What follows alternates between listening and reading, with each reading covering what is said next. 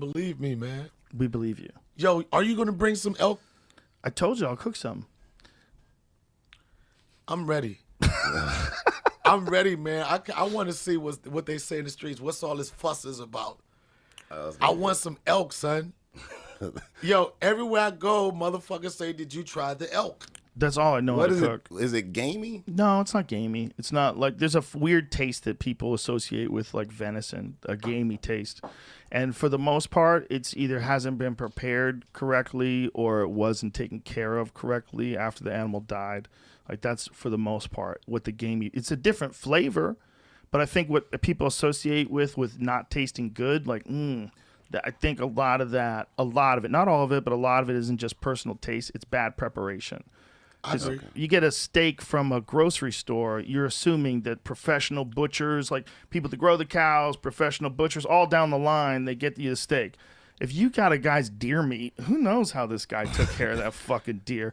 You know, he could have had that shit hanging in a tree. That bitch nowhere. No marbleization in there nowhere. Sometimes people, sometimes people shoot them and See, this is what I'm talking about, Dave. Look what the fuck I'm talking about, Dave. That looks good. Wow. No, wait a minute. Right? That's a show on board. It? Exactly. Yeah, Dave, this is go-to picture. You're not going to shame shame me. You're not going to shame me. I'm not going to shame. Donnell.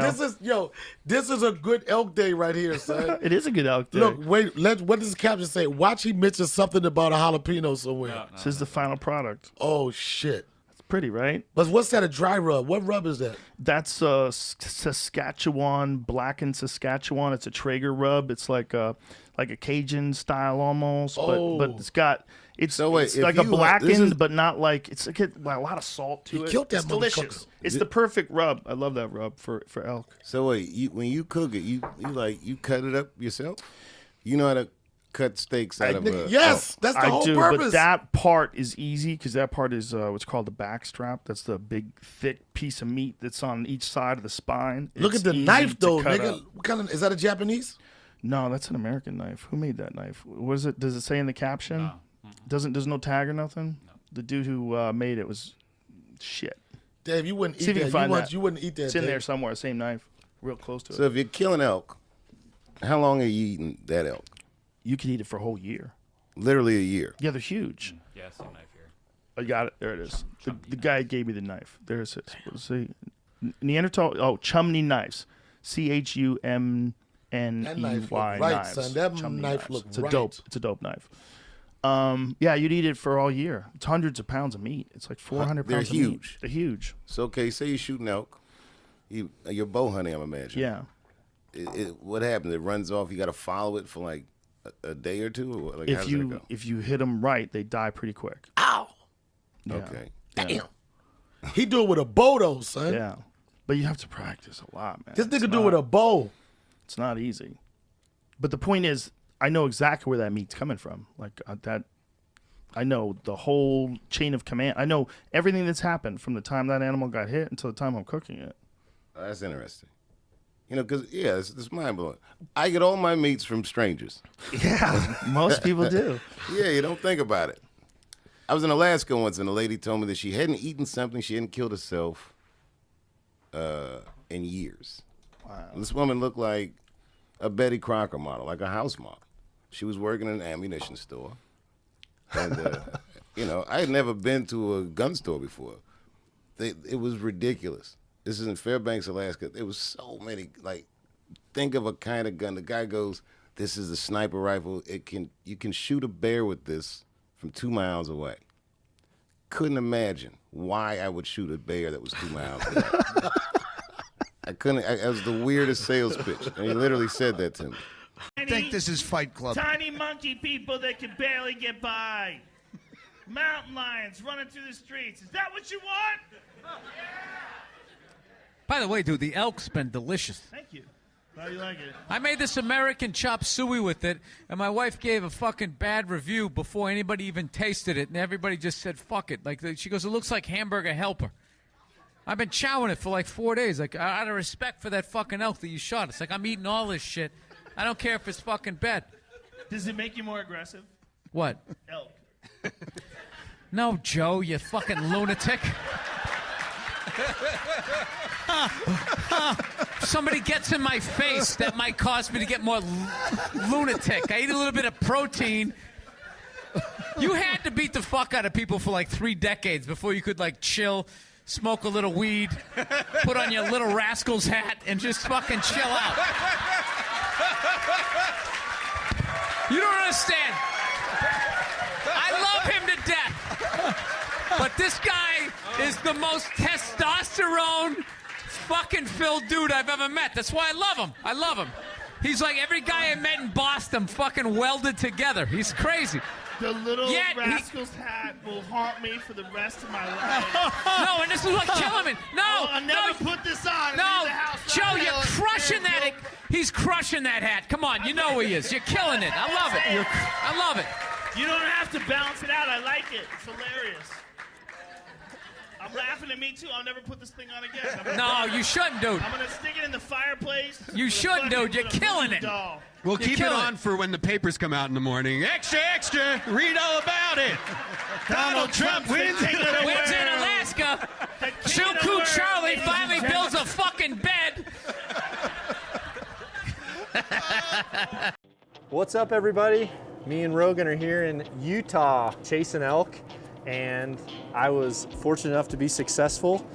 And this right here is what me and Joe are going to be cooking today. This is a full elk tomahawk. I call them back racks. Wild game, I think, is the most delicious meat. And if it's prepared correctly, low and slow like this, it's 100% organic. You're eating a wild animal that's been living a wild life. I mean, it doesn't get any better. Go ahead and season this up, and we're gonna go ahead and put this on, and when it hits 120, we're gonna take it off, stage it, cook our vegetables, and then Joe's actually gonna be my sous chef today. Amazing. These are gonna be like 2-pound tomahawks for each guy. We've got some buddies here that's gone.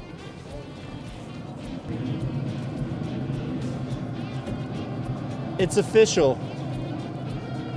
A full elk backstrap fits in a Pro Series 34. All right, man, let's hydrate and get ready for some chow and the evening hunt. We're getting ready to do some asparagus. So we're gonna go ahead and season up this asparagus. I'm gonna put those right on the grill. Right there is first cut. Said we're doing a reverse sears. Let's cook it slowly until it reaches an internal temperature about 120 degrees, and then searing it on the outside.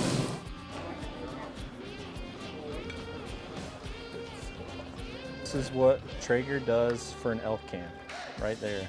Mostly elk. Well, elk's my favorite for 2 reasons. One, it's very delicious, super nutritious. Also, if I shoot one elk, I can eat it for like 8 months.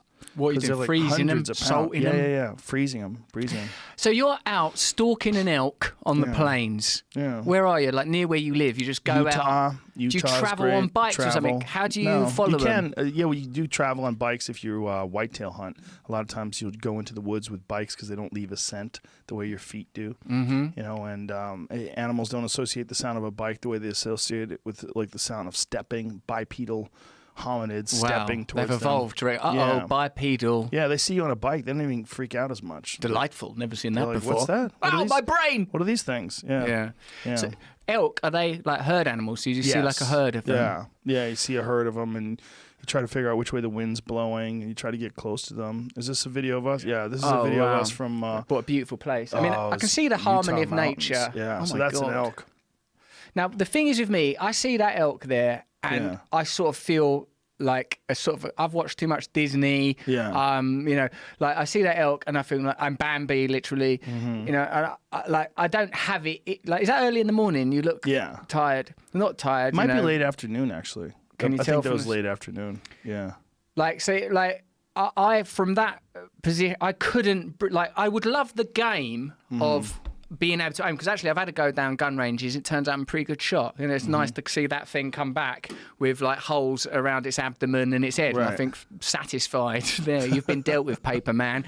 But like the elk, I couldn't. I've got too much empathy in me that I couldn't deal with the feeling of after it was shot. I like almost thinking about it, the sentimentality of it. I've sentimentalized it now. At least I don't eat meat and stuff like that, so it's not like I have all those feelings, but can handle it in a packaged, portioned off way. Yeah, it's just I feel too much like, oh, that creature. So what in your head when you're doing it, when you're pulling the trigger, you're not having what's going on in your mind? Well, you only are hunting these mature animals that have already passed on their genes. You also are recognizing that if you're not killing these things, it's not like they're going to live forever. Right. They live a short life with a very violent death. It's either wolves or mountain lions or bears or something's going to take them out. Yeah.